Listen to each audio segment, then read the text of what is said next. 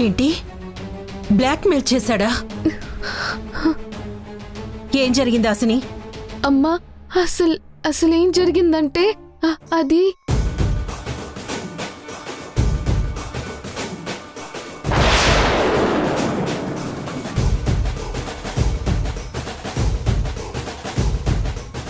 $10,000 cash, no viral. ఎంత జరిగినప్పుడు మరి నాకెందుకు చెప్పలేదు? సారీ అమ్మా. ఏంటి సారీ? ఆడపిల్లలకు హద్దులు గీసేదే ఆపదలు రాకుండా ఉండటానికి. అలాంటిది మీరు వాటిని చెరిపేసి ఏదో ఘనకార్యం సాధించినట్టు ఫీల్ అయిపోతున్నారు.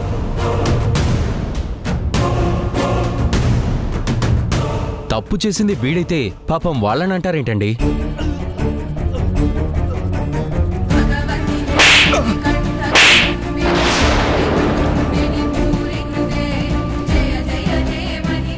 ఇంకొక్కసారి మా అమ్మాయిల జోలికొచ్చావో అదే నీకు చివరి రోజవుతుంది. జాగ్రత్త. చెప్పరా, ఆ అమ్మాయికి సారీ చెప్పు.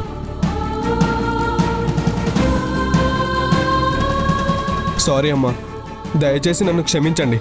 చచ్చిన ఇంకెప్పుడు ఇలాంటి పని చేయను. చేస్తే నిజంగానే చేస్తావు. వెళ్ళ.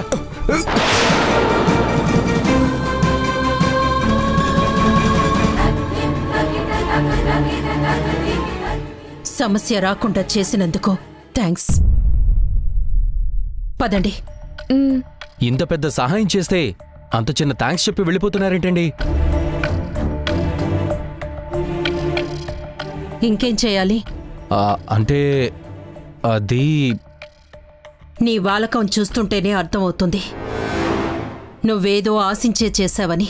నేను ఆశించి చేసిన అవసరానికి చేశానండి.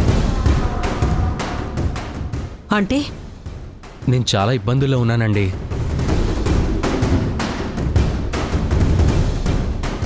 ఈ ఊరికి కొత్తగా వచ్చాను. పని కోసం వెతుకుతుంటే ఈ ఎదవలు తగిలారు. దానికి నన్నేం చేయమంటావు? దయచేసి మీ దగ్గర ఏమైనా పని కల్పిస్తే కొంతకాలం మీ దగ్గర పని చేసుకుంటానండి.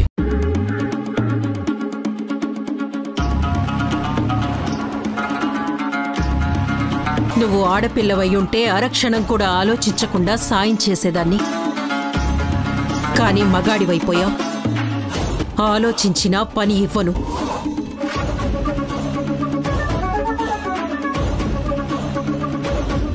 ఇంకెక్కడికైనా వెళ్ళి వెతుక్కో. దయచేసి అలా అనకండి. మా ఇంట్లో ఎదిగిన చెల్లుంది. అమ్మ పనిచేసే పరిస్థితిలో లేదు. నాన్న చనిపోయారు. అమ్మమ్మ హాస్పిటల్లో ఉంది. ఇంట్లో అందరూ నా మీదే ఆధారపడి బతుకుతున్నారు. మీరిప్పుడు నాకు దారి చూపించకపోతే వాళ్ళంతా రోడ్డున పడతారు. ఈ ఊర్లో నాకు ఎవరూ తెలీదండి. మీరే ఏదో ఒకటి చేయండి ప్లీజ్ అండి, ప్లీజ్. పని లేదని మాత్రం చెప్పకండి.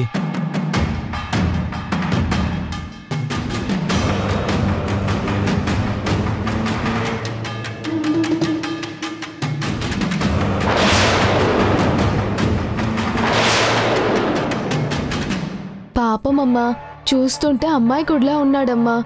పైగా నాకింత హెల్ప్ చేశాడు. ఏదో ఒక పని ఇవ్వచ్చు కదమ్మా. మగవాళ్ళని నమ్మకూడదని మన నియమమమ్మా. కానీ ఈరోజు మన హాసిని నలుగురిలో అల్లరిపాలు కాకుండా ఉందంటే దానికి కారణం అతనే కదమ్మా. నీకు చెప్పేంతటి దాన్ని కాకపోయినా చెప్పాలనిపించింది. ఒక్కసారి ఆలోచించమ్మా. మంచి చేసిన వాళ్ళకి మంచి చెయ్యాలని ఎప్పుడు చెప్తూ ఉంటావు కదమ్మా.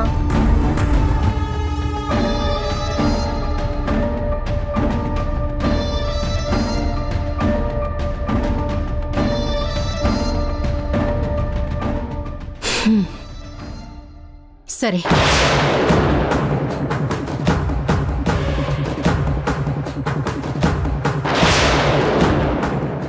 నాకంటూ కొన్ని కండిషన్స్ ఉన్నాయి. అవి పాటిస్తేనే నువ్వు పనిలో ఉంటావు. చాలా థ్యాంక్స్ అండి.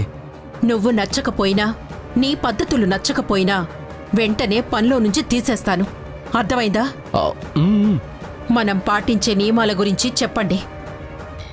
అతను ఇంట్లోకి రాకుండా చూసుకునే బాధ్యత మీదే. పదండి.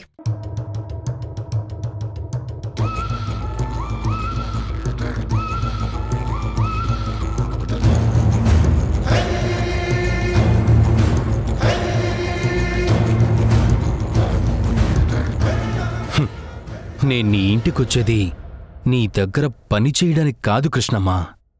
నువ్వు ఇవ్వబోయే చీర అమ్మవారికి చేరకుండా చేయటానికి.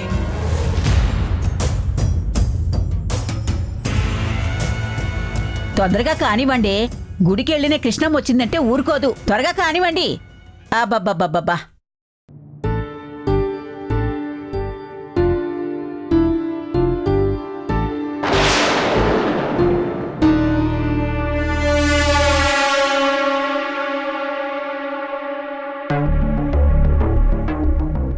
ఒరే ఎవడ్రా నువ్వు? ఆగో. వీళ్ళ వెనకొస్తున్నావేంటి? ఏంటి కృష్ణమ్మ, చూసుకోలేదా? కంగారు పడకమ్మమ్మా, ఇతన్ని మేమే తీసుకొచ్చాం. మన ఇంటి దగ్గర పనిచేయడానికి ముసలి. ఏంటి, మన ఇంటి దగ్గర మగాళ్ళు పనిచేయడమా? ఏమైంది కృష్ణమ్మ? ఏంటి విచిత్రం? విచిత్రం కాదులే పిన్ని. ఈ అబ్బాయి ఇంట్లో పరిస్థితి బాలేదట. పైగా ఇదిగో ఈ చిన్నది చేసిన పనికి ఓ సమస్య వస్తే ఈ అబ్బాయే బయటపడేశాడు.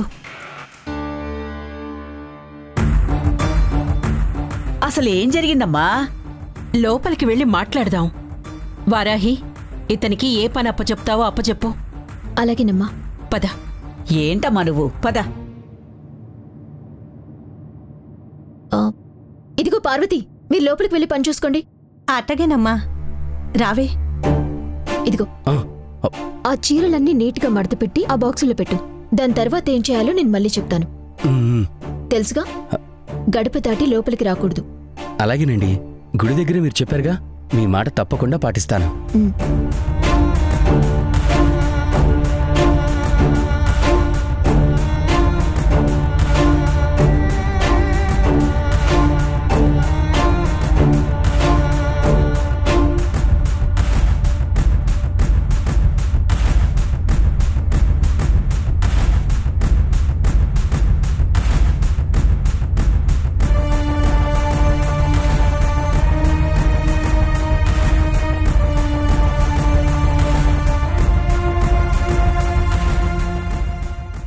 అమ్మా, ఏం రాస్తున్నావు?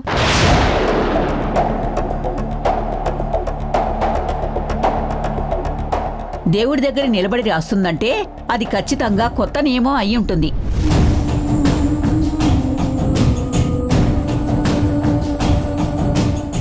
వారాహి, కుటుంబ సభ్యుల మధ్య రహస్యాలుండకూడదు అన్న ఆ నియమాన్ని అక్కడి నుంచి తీసే. ఏమ్మా, ఎందుకు తీసేయడం? అది తీసేసి ఈ నియమాన్ని అక్కడ తగిలించు.